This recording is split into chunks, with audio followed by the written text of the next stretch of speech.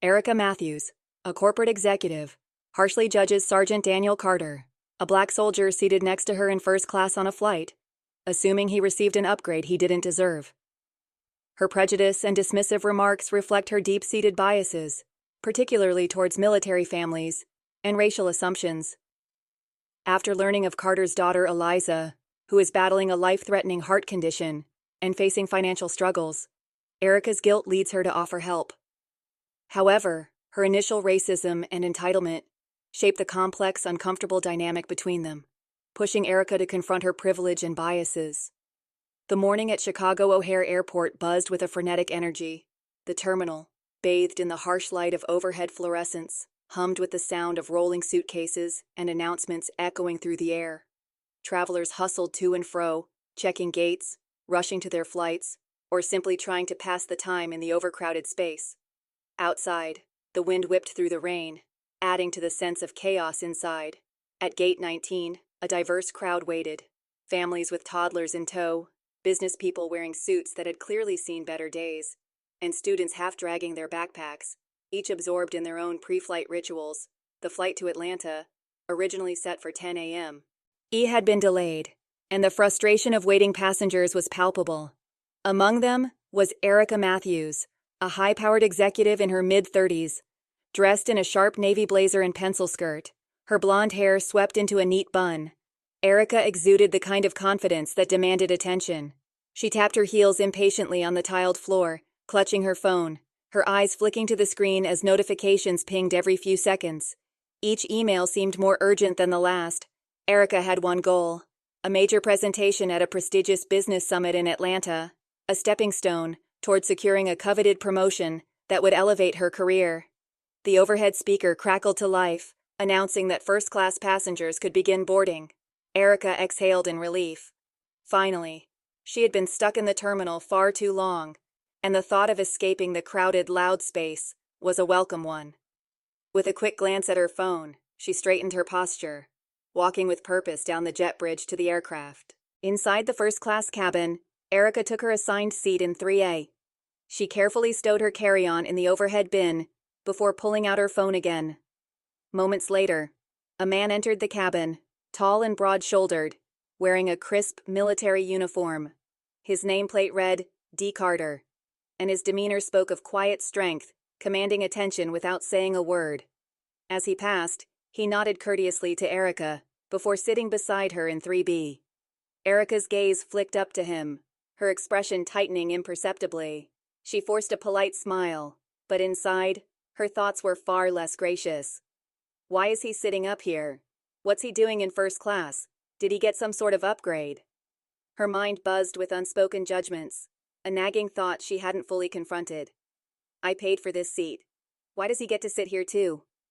As the plane took off, the air between them was thick with an unspoken tension. Erica's attention kept drifting toward Carter, though she made an effort to appear absorbed in her phone. But there was something about him that unsettled her.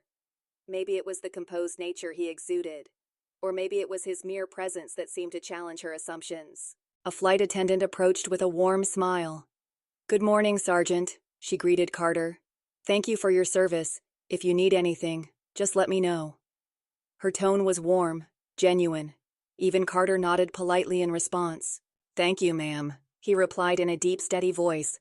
Erica's lips curled slightly at the formality of it all. Of course, she thought bitterly. Everyone loves to fawn over the soldiers. Meanwhile, here I am, working my way up through the corporate ranks, paying for everything myself. When the flight attendant came by to offer pre-departure beverages, Erica ordered a mimosa, hoping it might calm the rising frustration she felt. She glanced out of the corner of her eye as Carter politely declined the champagne and opted for water. The flight continued in a quiet rhythm, punctuated by the occasional exchange of pleasantries. At one point, Carter pulled a small photograph from his jacket pocket. It showed a young girl with braided hair, a soccer ball at her feet, smiling brightly. Erica's curiosity got the better of her, and she couldn't help herself. "Is that your daughter?" she asked, her voice slightly colder than she intended, but her tone remained neutral. Carter turned toward her, a faint smile tugging at his lips. "Yes, ma'am. That's Eliza," he replied, his voice soft but proud. Erica almost rolled her eyes at the ma'am. It sounded overly formal. She must be proud of you, Erica said with a touch of sarcasm, her irritation bubbling over. I'm assuming you're headed back to see her after your deployment?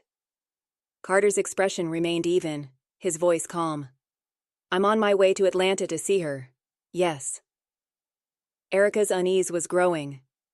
There was something about the way he spoke, measured, sincere, that made her feel strangely uncomfortable. She decided to press him further. Must be nice to get an upgrade to first class. I bet the military gets all kinds of perks, she said, her voice dripping with condescension. Carter's jaw tightened just slightly, but his voice stayed steady. I paid for this seat myself, ma'am. I'm not looking for any handouts. His words were firm, but respectful. The tension in the cabin seemed to rise, but Erica quickly masked her discomfort by retreating into her phone. She slipped an earbud in and tried to focus on the work ahead of her. Later, the flight attendants served lunch, salmon or pasta, along with a fresh roll and salad. Erica ordered another glass of Chardonnay, as if the alcohol could somehow drown out her rising feelings of discomfort. When the attendant came to Carter, she again thanked him for his service and offered him a complimentary drink. Carter declined, choosing the pasta. Instead, Erica couldn't hold back any longer. Don't you ever get tired of the special treatment? She blurted out, her voice tinged with hostility.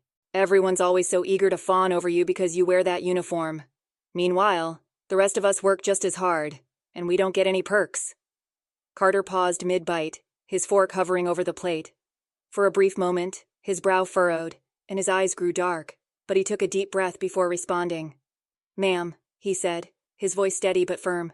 I appreciate the kindness, but I don't ask for any special treatment. If it bothers you so much, I can pay for my own meal. It's not a big deal. Erica's face flushed at his calm response, but she refused to back down. She tried to convince herself that it was just a sob story, that everyone had their struggles. It's not my problem, she told herself. The flight continued on, but Erica's mind kept racing, caught between irritation and an odd sense of guilt she couldn't fully understand. She focused on the conference ahead, trying to push away the growing discomfort that lingered in the quiet space between her and Carter. The familiar, unrelenting rhythm of work dominated Erica Matthews' thoughts as she scrolled through her emails, ticking off tasks in her mind for the upcoming business summit. She was trying to focus, but a notification from her news app interrupted her. The headline caught her eye. Local soldier's daughter. Battles for her life. Community rallies for support. Curious, Erica tapped the article, expecting to skim through it, but as the page loaded, her casual interest quickly morphed into something much more intense. The photo that appeared alongside the story was jarring. There, standing tall in his military uniform, was Carter, the man she had dismissed so easily on the flight. His posture was unwavering, holding the hand of a small girl in a hospital bed, tubes and machines surrounding her. Erica's breath caught. The article identified the girl, Eliza Carter. It detailed her fight against a severe heart condition that had worsened after being diagnosed only months earlier. The community had started a modest fundraiser to cover the costs of an experimental procedure that could save her life, but the article noted that they were still far from their goal. The procedure wasn't fully covered by military insurance, leaving Carter to shoulder the overwhelming financial burden himself. As Erica read on, the story became more personal. Carter had taken emergency leave from his overseas deployment to be with his daughter, navigating the complex web of hospital bureaucracy while facing mounting medical bills. Erica couldn't help but feel a twinge of discomfort, especially as she scrolled through the accompanying photos. One stood out in particular, a close-up of Eliza smiling despite her frailty, her bright eyes radiating hope. It was the same picture Carter had shown her on the plane, the image of his daughter clutched lovingly in his hand. The weight of Erica's earlier remarks hit her like a physical blow. Must be nice to get an upgrade to first class. Don't you ever get tired of people fawning over you? Her words echoed in her mind, now laced with the sting of her own cruelty. Her hand trembled slightly as she set her coffee cup down, the guilt that had been simmering inside her rising to the surface. She tried to rationalize her behavior, but the excuses felt thin and hollow. I didn't know I couldn't have known, she repeated to herself, but the truth was undeniable. She hadn't cared enough to see beyond her assumptions. As Erica read further, focusing on the details of Carter's struggle, his quiet dignity in the face of insurmountable odds. She felt a deep sense of unease. Here was a man who had devoted himself to his country, to others, and yet was now forced to rely on the kindness of strangers to save his daughter. It unsettled her. She realized that Carter's sacrifice was something she could never truly understand, and for the first time in years, her carefully constructed sense of superiority began to crumble, even if only slightly. Her eyes lingered on the donation link, her finger hovering over it. I can't change what I said, she thought, but maybe I can make a difference now. With a deep breath, she clicked the link and typed in a number that made her heart race.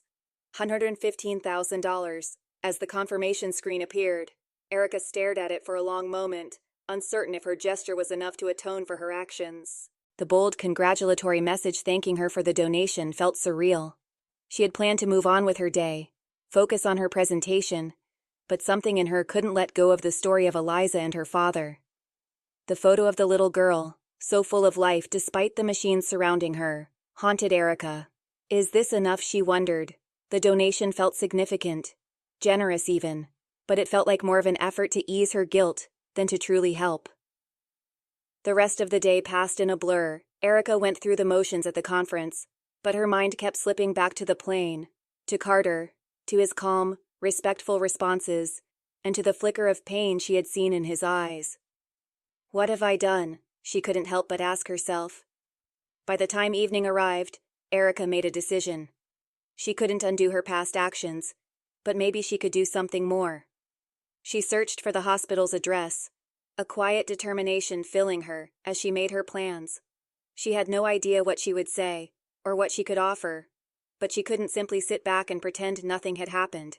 The next morning, Erica drove to Peachtree Children's Hospital, her heart pounding in her chest as she navigated the sprawling campus. The bright murals of cartoon animals on the walls seemed to mock her, amplifying her anxiety. What would she say to Carter? Would he even want to see her?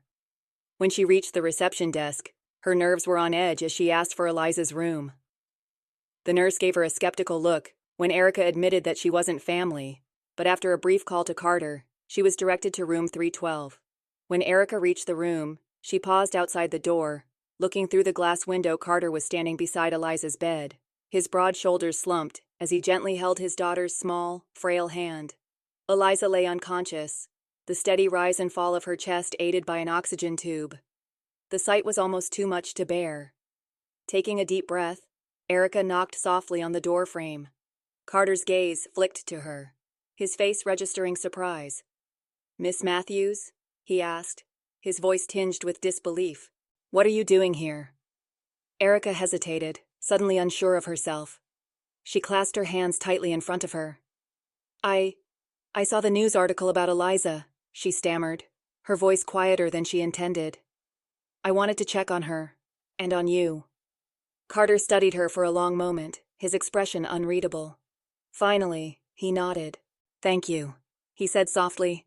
"That means a lot." At that moment, Eliza stirred in the bed, her pale eyes fluttering open. "Daddy," she whispered, her voice barely audible. "Who's that?" Carter bent down, smoothing her hair gently. "This is Miss Matthews," he said, his voice calm. "She wanted to say hi."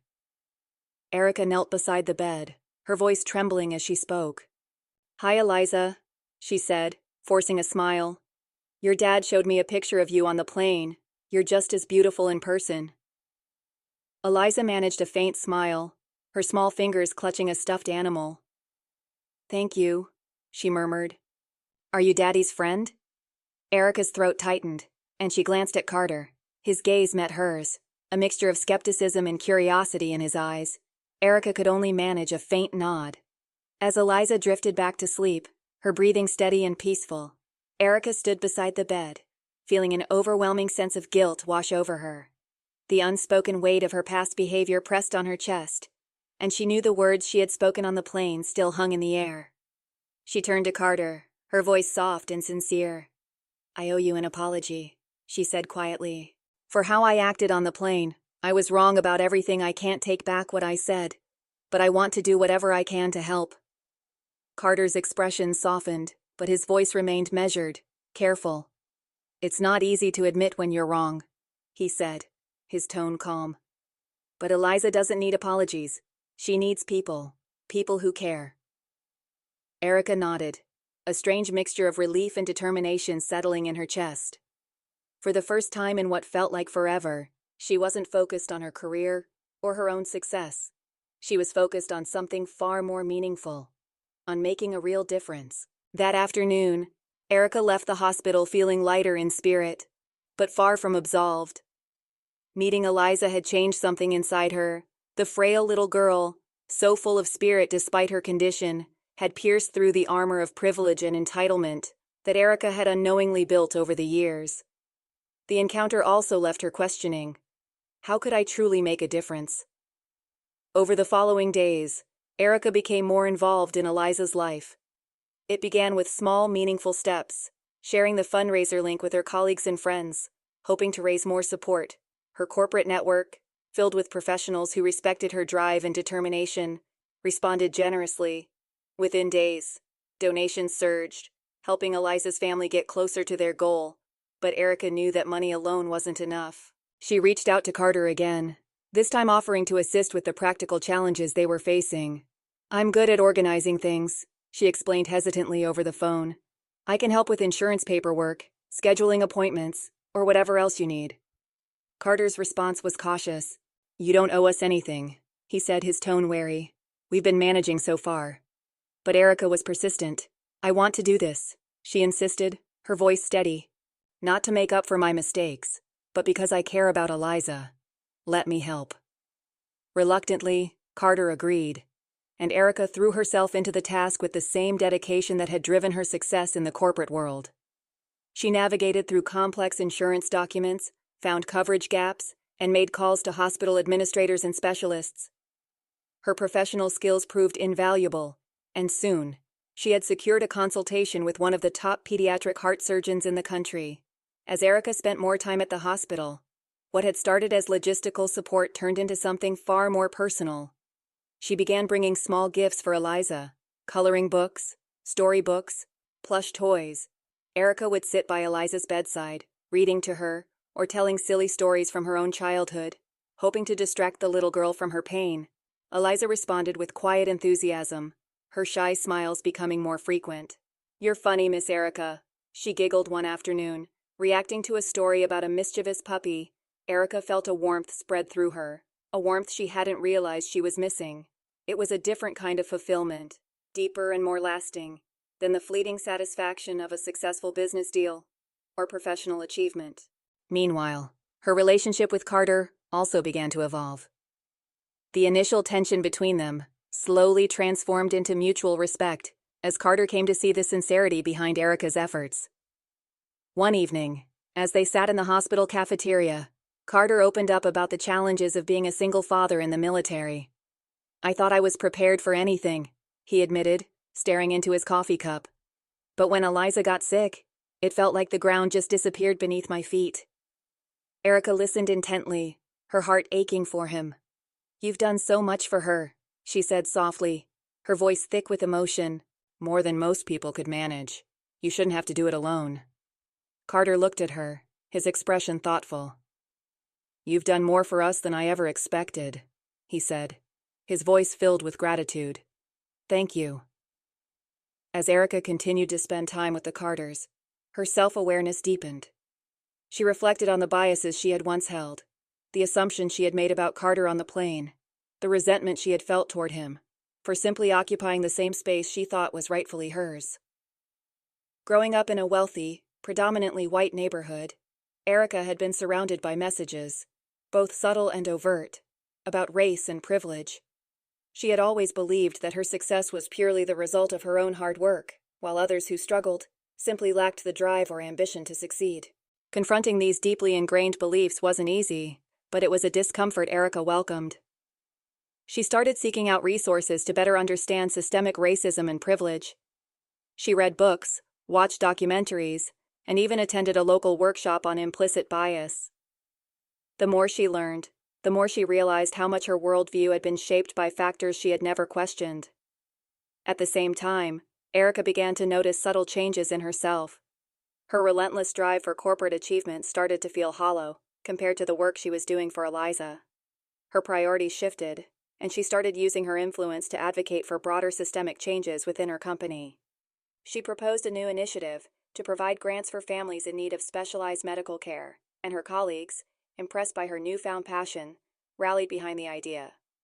For the first time, Erica felt that her career had a purpose that went beyond personal success.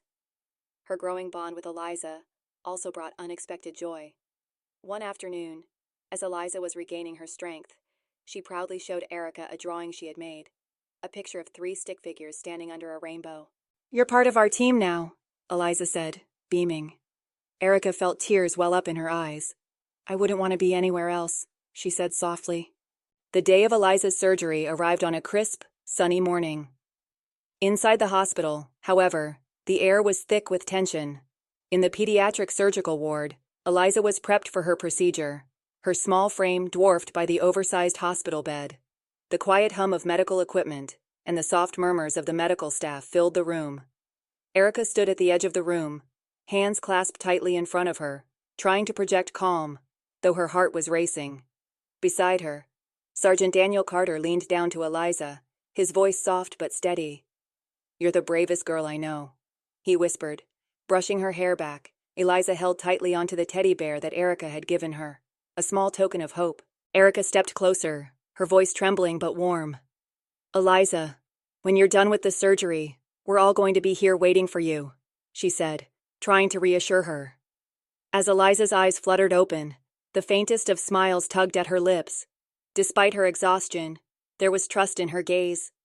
Erica sat beside her, brushing a stray lock of hair from the little girl's face, her heart full of emotion. "We're going to have so many more stories to read together," she whispered softly. Eliza's smile deepened, a glimmer of hope in her tired eyes. Moments later, the surgical team arrived to wheel Eliza to the operating room. The gravity of the moment hit Erica like a wave, her chest tight with anxiety. Carter, standing by his daughter, bent down to kiss her forehead. His voice trembled with emotion as he whispered, "I'll be here the whole time, sweetheart." As the medical team guided Eliza through the double doors, Erica and Carter were left standing in the hallway. The doors clicked shut, and an eerie silence followed. The weight of the hours ahead seemed almost unbearable. In the waiting room, time stretched, each minute dragging more slowly than the last. Erica and Carter sat in uneasy silence, occasionally interrupted by a nurse who would provide updates on the surgery. Carter clasped and unclasped his hands, his eyes fixed on the floor. Erica couldn't sit still, pacing the room with nervous energy. "Does it feel like the world is holding its breath?" Erica murmured, her voice barely above a whisper. Carter glanced up, offering a strained smile. "Because it is," he said quietly, the pain of those words reflected in his eyes. As the hours dragged on, Erica found herself silently praying for Eliza, for the doctors, for a miracle. It had been years since she had truly prayed, but now, it felt right. Finally, after what felt like an eternity, the surgeon entered the room. His scrubs were stained, his face etched with fatigue, but the relief in his expression was unmistakable. "The procedure went well," he announced. "We repaired the defect, and Eliza is stable. She'll need close monitoring in the coming days, but the prognosis is optimistic." The words hit Erica like a flood of light. Carter, unable to contain himself, buried his face in his hands, his shoulders shaking with quiet sobs of gratitude. Erica stood frozen for a moment, tears streaming down her face. She stepped forward, her hand gently resting on Carter's shoulder. "She made it," Erica whispered, her voice thick with emotion. Carter looked up, his eyes filled with tears, but there was hope in them now. "She made it," he echoed, his voice breaking. In the recovery room, Eliza lay surrounded by monitors and IV lines. Her small chest rose and fell steadily as the team monitored her progress. Carter and Erica stood at her bedside, each overcome with relief and awe. "She's so strong," Erica said softly, brushing a strand of hair from Eliza's face. Carter nodded, his voice thick with emotion. "She gets it from her mom," he said, glancing down at the simple gold necklace around his neck. It held his late wife's wedding ring, a precious memory that kept her close. "And maybe just a little from me," he added, with a small, weary smile.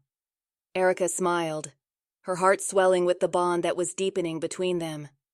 It wasn't just a moment of relief.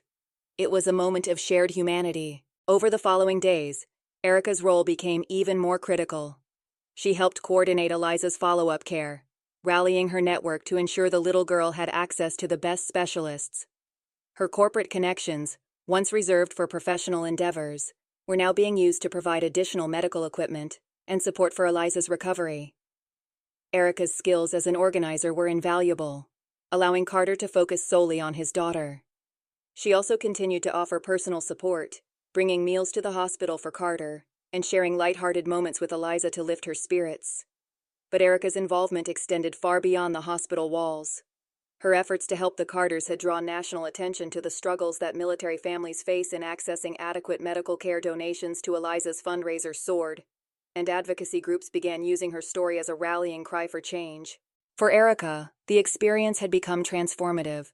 The woman who had once dismissed Carter as unworthy of a first-class seat now stood beside him, not as a benefactor, but as a true ally. She no longer acted out of guilt. Her actions were driven by a genuine desire to help, and an empathy she hadn't known she possessed. One evening, as Eliza rested peacefully in her hospital bed, Carter turned to Erica. His voice was low, but earnest. "I can't thank you enough for what you've done," he said. "You didn't have to do any of this." Erica met his gaze, her own eyes glistening. "I didn't have to," she replied, "but I wanted to. You and Eliza have shown me what really matters. I'm just grateful to be part of your story." Carter nodded, and a rare, unguarded smile broke across his face. Together, they stood in the quiet hospital room, united by a shared purpose, bound by compassion, and an unspoken promise to continue fighting for Eliza's future. In the weeks that followed Eliza's successful surgery, Erica's world was irrevocably changed. The corporate executive who had once measured success in promotions and profit margins now found fulfillment in a purpose far greater than herself. Spending time with Eliza and Carter had ignited a passion for systemic change that Erica couldn't ignore. Her first step was using her influence within her company to launch a corporate philanthropy program focused on supporting military families in need of medical care. She presented a detailed proposal to her executive team, citing Eliza's story as a powerful example of the gaps in healthcare coverage. "This isn't just about doing the right thing," Erica explained during her pitch. "It's about creating tangible solutions for families who give so much yet face unimaginable hurdles." The program was approved, and Erica was placed in charge. Through partnerships with nonprofits and medical institutions, the initiative began providing grants and resources to families in need, helping to bridge the gaps that had once threatened Eliza's life. But Erica's commitment didn't stop there. She began advocating for policy changes, leveraging her growing network to raise awareness about the challenges military families faced. She attended fundraisers, spoke at events, and even connected with lawmakers to push for reforms in military healthcare coverage. Amid this whirlwind of advocacy and action, Erica's bond with Carter and Eliza deepened. What had started as a quest for redemption had evolved into something far more meaningful, a connection that felt like family. On one sunny afternoon, after a picnic at the park, Eliza, still recovering but growing stronger, ran short distances before collapsing into laughter on the grass. Carter watched her with a soft, proud smile. "She's a fighter," he said, turning to Erica. "Just like her mom." Erica smiled, touched by his openness. "She gets it from you, too. You've been her rock through all of this." Carter's gaze lingered on Erica for a moment, his eyes reflecting a deep sense of gratitude. "You've been a rock for both of us," he said quietly. "I can't imagine getting through all of this without you." Later that evening, as Eliza cuddled beside Erica with a storybook, the little girl looked up with a serious expression. "Miss Erica," she asked softly, "do you think you'll still visit me when I'm all better?" Erica's throat tightened, and she hugged Eliza gently. "Of course I will," she replied. "You're stuck with me now." The three of them, Erica, Carter, and Eliza, had become an unconventional family, bound not by blood, but by love, respect, and shared determination. In helping Eliza heal, Erica had found a purpose greater than herself, and in the process, she had discovered a version of herself she hadn't known existed, a compassionate, driven woman with a heart open to change. Erica Clark's journey was a powerful reminder that prejudice, no matter how deeply rooted, can be overcome through empathy and action. What began as a chance encounter filled with assumptions and hostility had transformed into a life-altering experience for everyone involved. Through her growing bond with Carter and Eliza, Erica learned the value of looking beyond surface judgments and seeing the humanity in others. Her transformation didn't happen overnight. It required humility, self-reflection, and the courage to make amends. But Erica's willingness to step outside her comfort zone created a ripple effect that extended far beyond one family. Her advocacy for systemic change, her corporate philanthropy initiatives, and her unwavering support for Eliza demonstrated how a single act of compassion can inspire broader impact. This story is a testament to the power of redemption, proving that even the harshest mistakes can be a catalyst for growth if we confront them with honesty and a willingness to change. In the end, Erica's actions helped save a life, heal a family, and reshape her own perspective. And as she walked this new path, she proved that empathy and humanity are forces strong enough to transform not just one person, but the world around them.